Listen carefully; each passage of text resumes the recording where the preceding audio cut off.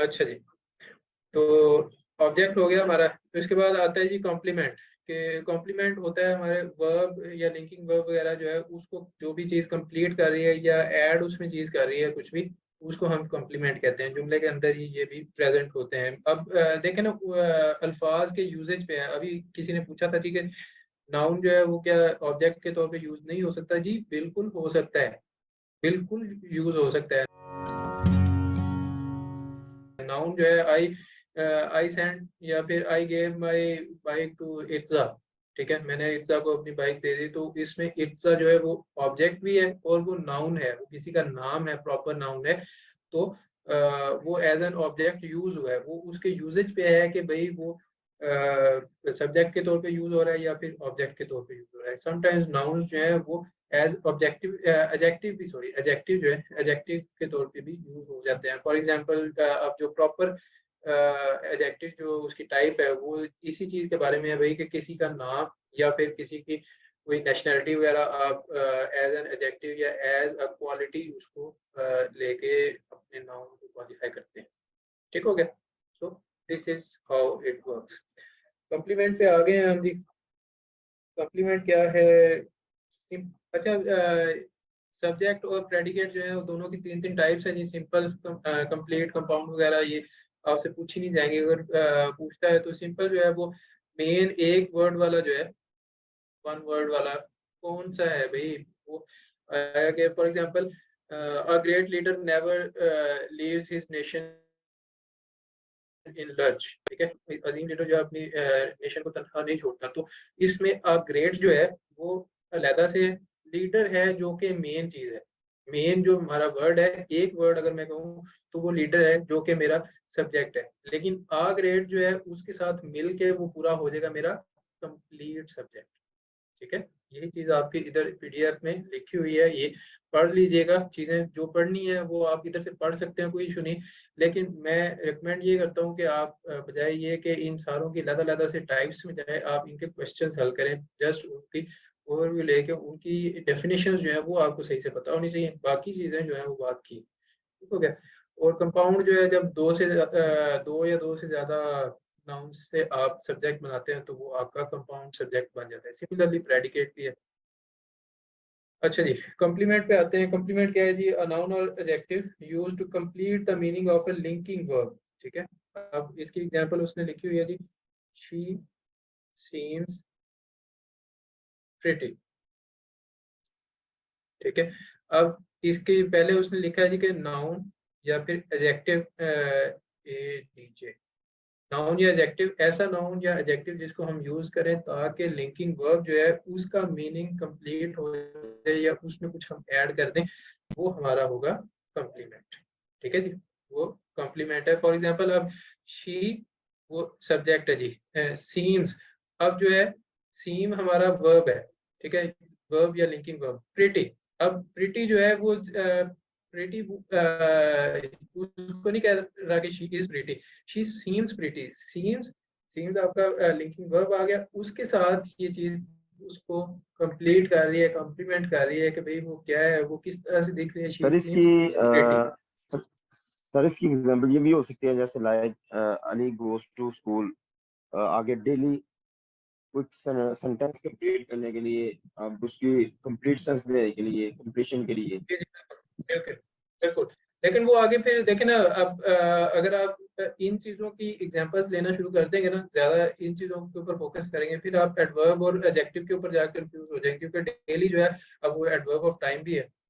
ठीक है, तो आप इन दोनों में कंफ्यूज हो जाएंगे भाई कि इसको मैं कम्प्लीमेंट की तरह याद करूं या फिर मैं इसको as an adverb of time याद करूं। अभी तक मैं आपको यही कह रहा हूँ कि ये चीजें जो है ये माइनर है, इनका आपसे इतना ज्यादा नहीं पूछा जाए।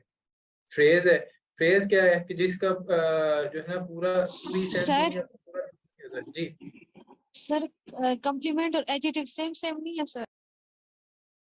नहीं नहीं,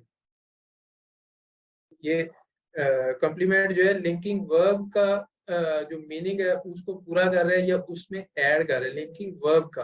एडजेक्टिव जो है वो हमारे नाउन नाउन को करते हैं। हाँ, ठीक है। सर लिंकिंग वर्ब कौन सा होता है? लिंकिंग वर्ब जो दरमियान में वर्ब लगा हुआ है वो चाहे इज है, चाहे सीम्स है, प्लेज है, वगैरह वगैरह, कुछ भी हो सकता है। पर उस सेंटेंस में तो लिंकिंग वर्ब नहीं था, उसमें तो 3 तो वर्ड्स थे टोटल, उसमें लिंकिंग वर्ब तो नहीं। ये आपका लिंकिंग वर्ब सीम्स, ठीक है। प्रिटी जो है ये इसको कम्प्लीमेंट कर रहा है, इसके मीनिंग में कुछ ऐड कर रहा है, इसको मीनिंगफुल बना रहा है, ठीक है। शी सीम्स, वो लगती है, क्या लगती है ये नहीं पता। फिर प्रिटी आगे कहता है जनाब कि मैं कम्प्लीमेंट हूँ, मैं आपको बताता हूँ कि वो प्यारी लगती है, ठीक है। सही हो गया। तो a noun or adjective used to complete the meaning of a linking verb or be a form of verb, ठीक है। तो he is a doctor, अब एक और एग्जांपल है जी, he is a doctor। अब ये एक सिंपल सेंटेंस है या फिर डेक्लरेटिव सेंटेंस है, आपको नजर आ रहा है सिंपल, उसके बारे में स्टेटमेंट बयान की गई है, नथिंग एल्स। अच्छा जी, इसमें हमारा सब्जेक्ट आ गया ये, इसके साथ हमारा वर्ब है जी ये, वर्ब हेल्पिंग वर्ब आ, ये हमारे पास आर्टिकल होता है जी। आर्टिकल्स फिर फाइनाइट, नॉट इनफाइनाइट या फिर definite, indefinite number of items के साथ लगते हैं, ठीक हो गया। और डॉक्टर, अब डॉक्टर जो है ये एक नाउन है, ठीक है, ये एक नाउन है, ये किसको कंप्लीट कर रहा है, इस चीज को, इसके साथ क्या मैं लगाऊंगी, इस जुमले का मेरा मतलब पूरा हो जाएगा। ही इज आ, वो है, क्या है मुझे नहीं पता, आके जनाब मुझे कॉम्प्लीमेंट बताता है, मैं बताता हूँ आपको जनाब कि वो एक डॉक्टर है, तो डॉक्टर जो है मेरा कॉम्प्लीमेंट, ठीक है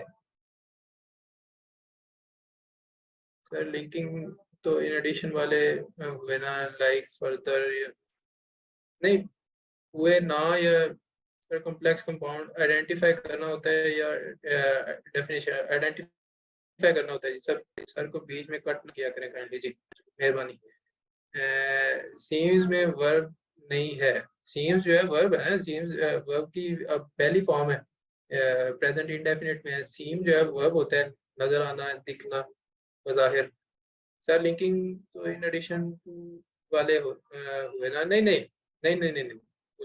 लिंकिंग वर्ब कहते हैं, लिंकिंग वर्ब जो है ऐसा वर्ब जो कि आपको आपके सब्जेक्ट को प्रेडिकेट के साथ लिंक कर रहा है, या फिर सब्जेक्ट को ऑब्जेक्ट के साथ लिंक कर रहा है, उसके बारे में उनको लिंक कर रहा है, जुमला कंप्लीट करने के लिए दरमियान में रब्त कायम कर रहा है भाई, कि मैं आपको टेंस की इंफॉर्मेशन देता हूँ कि टेंस कौन सा है, ये पास्ट टेंस है, फ्यूचर है, प्रेजेंट है, कौन सा है, ठीक है, वो आपका लिंकिंग वर्ब हो जाएगा।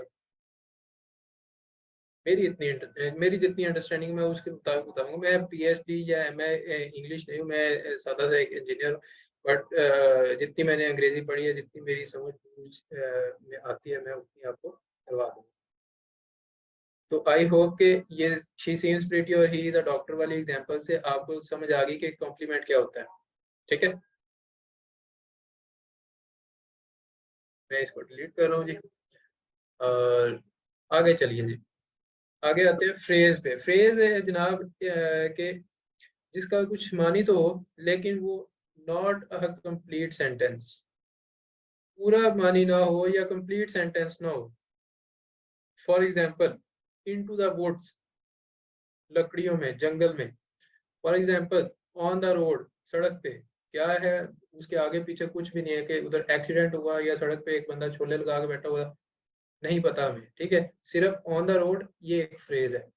अब अगर आप उस पे उसके साथ लगा दें जी कि the cars stopped on the road, गाड़ियां जो है सड़क पे खड़ी होगी, तो ये आपका पूरा जुमला बन जाएगा, ठीक है। तो जो थोड़ी सी इंफॉर्मेशन दे, पार्ट ऑफ सेंटेंस होगा, थोड़ी सी इंफॉर्मेशन देगा, कंप्लीट सेंटेंस नहीं होगा, उसको हम कहते हैं फ्रेज, ठीक हो गया।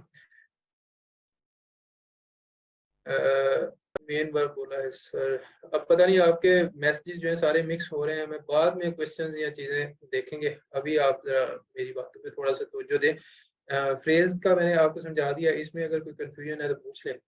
सिंपल सा है कि कंप्लीट सेंटेंस नहीं है, आधा आधी सेंस देता है और पार्ट ऑफ सेंटेंस होता है, सिंपल।